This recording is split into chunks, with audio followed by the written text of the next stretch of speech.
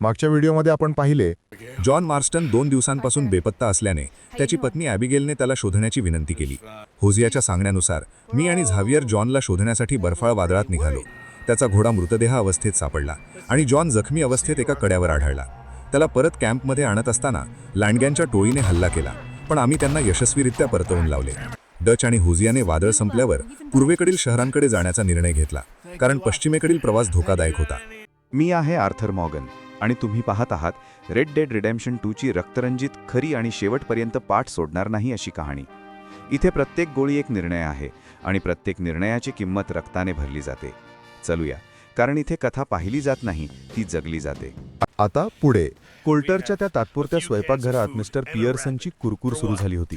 त्याने मला सांगितलं की आपल्याकडे फक्त अन्नाचे काही डबे आणि एक ससा उरला आहे, जो 10-12 लोकांसाठी अजिबात पुरेसा नाही. तो म्हणायला लागला की एकदा ते 50 दिवस समुद्रात अडकले होते. मी त्यावर टोमणा मारला की दुर्दैवानं तू त्यातून जिवंत वाचलास. पियर्सनने पुढे सांगितलं की ब्लॅक वॉटरमधून जीवाच्या आकांताने पळताना त्याला रसद पूर्णपणे भरून घेता आली नव्हती. मी त्याला समजावून सांगितलं की जेव्हा सरकारी एजंट तुमच्या मागे हात धुवून लागलेले असतात तेव्हा खरेदीसाठी वेळ नसतो. मी त्याला धीर दिला की आपण जिवंत राहू, आपण नेहमीच वाचलो आहोत आणि जर वेळ आलीच तर आम्ही तुलाच खाऊ, कारण तू सर्वात जाड आहेस. पियर्सनने खंत व्यक्त केली की त्याने लेनी आणि बिलला शिकारीसाठी पाठवलं होतं, पण त्या दोघांना काहीच मिळालं नाही. तेवढ्या चार्ल्स त्या केबिनमध्ये शिरला, पण तो काहीच बोलला नाही. मी पियर्सनला म्हणालो की लेनीला शिकारीपेक्षा पुस्तकं वाचण्यात जास्त रस आहे आणि बिल तर पूर्ण मूर्ख आहे. चार्ल्सने आमची ही बाचाबाची थांबवली आणि म्हणाला की आता हे पुरे करा, आपण बाहेर जाऊन काहीतरी शोधूया. पियर्सनने जाता जाता मला एक खारवलेला मांसाचा डबा दिला. मी तो डबा निरखून पाहिला आणि म्हणालो की असं खारवलेलं मांस खाण्यापेक्षा उपाशी राहणं मी जास्त पसंत करेन. चार्ल्स बाहेर पडायला लागला. मी त्याच्या हाताकडे बघून म्हणालो की तुझा हात जखमी आहे, तू शिकारीला नाही येऊ शकत. चार्ल्स चिडून म्हणाला. तो म्हणाला की जर या टेकड्यांमध्ये कुठेही शिकार असेल तर मी ती शोधून काढीन आणि तू ती मारायची. आणि मीही त्याच्या मागे निघालो. आम्ही छावणीच्या त्या घोड्यांना बांधायच्या खांबापाशी गेलो. चार्ल्सने त्याची कमान माझ्या हातात टेकवली आणि सांगितलं की तो त्याचा वापर करू शकत नाही, त्यामुळे मलाच तो करावा लागेल. मी थोडा आश्चर्याने म्हणालो की तू चेष्टा करतोयस का? चार्ल्सने बजावलं की जर बंदूक वापरली तर तिच्या आवाजाने मैलोन-मैल प्राणी घाबरून पळून जातील. तो म्हणाला की शिकायला कधीच उशीर झालेला नसतो आणि आम्ही तिथून निघालो. वाटेत मी चार्ल्सला विचारलं की तो कसा आहे, तर त्याने सांगितलं की हाताची जखम सोडली तर तो ठीक आहे, पण ती त्याची एक मूर्खपणाची चूक होती. 2 दिवसात हात बरा होईल, पण आता तो कमान ओढू शकत नव्हता. मी म्हणालो की मला कधी कमान वापरणं नीट जमलं नाहीये, पण त्याने मला धीर दिला. मी त्याला विचारलं की तुला नक्की वाटतंय का की आपल्याला काहीतरी शिकार मिळेल? चार्ल्स म्हणाला की इथे नक्कीच मांस मिळेल आणि पियर्सनला काहीही माहिती नाही. आता हवामान थोडं निवळलंय, त्यामुळे प्राणी अन्नासाठी बाहेर पडतील. आम्ही घोड्यांवर स्वार होऊन वरच्या डोंगराकडे निघालो. मी म्हणालो की गेल्या काही दिवसांपासून खूप धावपळ झालीये. ब्लॅक वॉटरमधून पळणं, वादळात अडकणं आणि जॉनला परत आणणं. चार्ल्स म्हणाला की माझ्यावर खूप जबाबदारी आली आहे आणि त्याला माझ्यासाठी अजून काहीतरी करायची इच्छा होती. मी त्याला म्हटलं की माझं बोलणं तसं नव्हतं, फक्त जुन्या गोष्टी आठवत होतो. चार्ल्सने पुन्हा विचारलं की बोटीवर नक्की काय झालं होतं. मी त्याला सांगितलं की मलाही नीट माहीत नाही. झॅवियरने थोडंफार सांगितलंय, पण जे काही झालं ते नक्कीच चांगलं नव्हतं. आम्ही बर्फाळ भागात जात होतो. चार्ल्सने जमिनीवरचे ठसे बघितले आणि तिथून प्राणी गेले असावेत असा अंदाज बांधला. वारा शांत झाला होता. चार्ल्स घोड्यावरून उतरला आणि त्याने हरणाचे ठसे बघितले. त्याने मला कमान घ्यायला सांगितली आणि बंदूक घोड्यावरच ठेवायला सांगितली, कारण त्याचा आवाज प्राण्यांना पळवून लावेल. त्याने सांगितलं की जेवढं शक्य होईल तेवढा कमी आवाज कर आणि वाकून चाल. त्याने सांगितलं की एकदा सवय झाली की तू गवतात आणि रानातही सहज शिकार करू शकशील. ओढ्यापाशी आम्हाला हरिण दिसलं.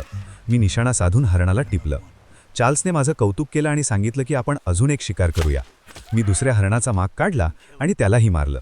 आम्ही ती हरणं उचलली. चार्ल्सने जखम असूनही एक हरिण आपल्या खांद्यावर घेतलं. आम्ही परतीच्या प्रवासात गप्पा मारल्या.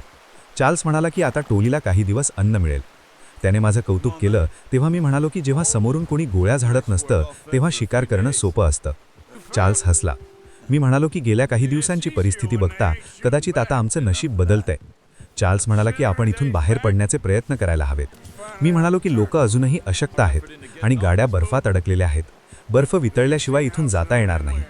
चार्ल्स म्हणाला की जरी आपण इथून बाहेर पडलो तरी सरकारने आपल्या डोक्यावर ठेवलेली बक्षिसाची रक्कम काही कमी होणार नाही. मी त्याला म्हणालो की हा देश खूप मोठा आहे आणि लपण्यासाठी आपल्याला नक्कीच एखादी जागा मिळेल. डच आणि होजियाकडे काहीतरी योजना असेलच. आम्ही ओढ्यापाशी आलो. मी म्हणालो की पियर्सन ब्लॅकवॉटरमधून पळाल्यापासून फक्त दारूच पीत सुटलाय. मग आम्ही त्या सॅडीबद्दल बोललो. चार्ल्स म्हणाला की तिच्या डोळ्यात एक प्रकारची आक्रमकता आहे. मी म्हणालो की ज्या स्त्रीने आपलं सगळं गमावलंय तिच्या डोळ्यात दुसरं काय असणार. आम्ही ओड्रेस्किल्सबद्दल बोललो. मी त्याला सांगितलं की आम्ही अनेक वर्षांपासून त्यांच्याशी भिडतो आहोत. त्यांचा मोहरका कोल्म आणि आपला डच यांच्यात खूप जुनं आणि कडवाट वैर आहे. अचानक समोर एक अस्वल दिसला आणि आमचे घोडे घाबरले. चार्ल्सने सांगितलं की त्याच्या नादी लागू नकोस, आपल्याकडे पुरेसं मांस आहे, आता उगाच नशीब आजमावायला नको. अस्वल तिथून निघून गेलं. चार्ल्सने रस्ता बदलला आणि डोंगराच्या जंगलातून वाट काढली. मी चार्ल्सला विचारलं की तो टोळीत आल्यापासून आमचं कधी एवढं बोलणं झालं नव्हतं. तो टोळीत येऊन आता 6 महिने झाले होते. त्याने कदाचित असं काही घडेल असं वाटलं नसेल. चार्ल्स म्हणाला की कधी ना कधी काहीतरी वाईट घडणारच, निसर्गाचा नियमच तसा. मला वाटलं होतं की तो इथून निघून जाईल, पण चार्ल्स म्हणाला की आता त्याला एकटं राहायचा कंटाळा आलाय. या टोळीत त्याला सन्मानाने वागवलं जातंय, याचा त्याला आनंद होता. मी का पळून जात नाही असं त्याने विचारलं तेव्हा मी त्याला सांगितलं की मी आणि जॉन लहान असल्यापासून डच आणि होझियासोबत आहोत. डचने आम्हाला वाचवलं, लिहायला वाचायला आणि जगायला शिकवलं.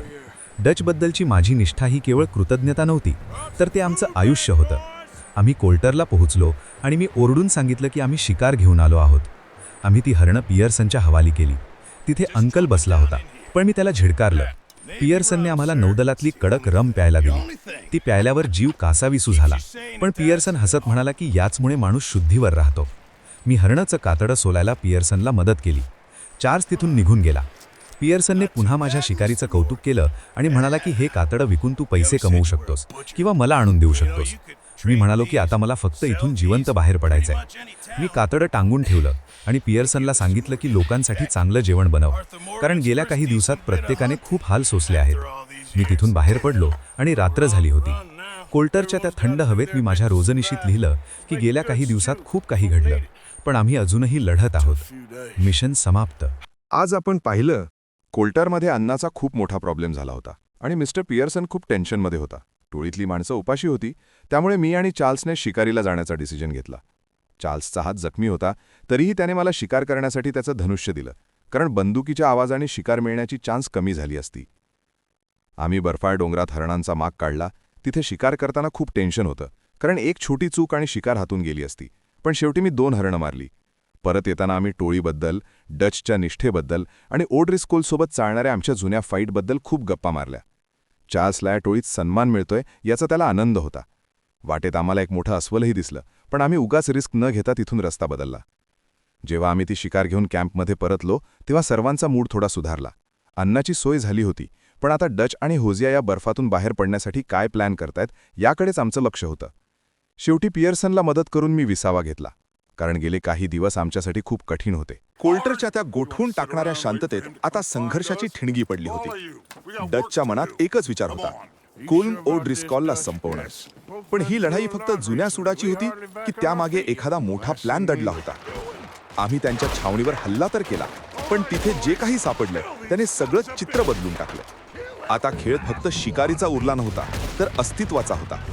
त्या बर्फाळ डोंगर दऱ्यात एक असं टेन्शन होतं जे आतापर्यंत आम्ही कधीच अनुभवलं नव्हतं. डचचा हा सूड घेण्याचा डिसिजन आम्हाला खरोखर वाचवेल की विनाशाकडे नेईल? त्या ओसाड छावणीत सापडलेली ती कागदपत्र कोणत्या मोठ्या डेंजरकडे इशारा करत होती? काय तो नवीन कैदी किरण एखादं भयानक सिक्रेट लपवतोय? शत्रूच्या एक पाऊल पुढे राहण्याच्या नादात आम्ही स्वतःच एखाद्या जाळ्यात तर अडकलो नाही ना? काही येणारी ट्रेन आमचं नशीब बदलणार की आमचा शेवट करणार?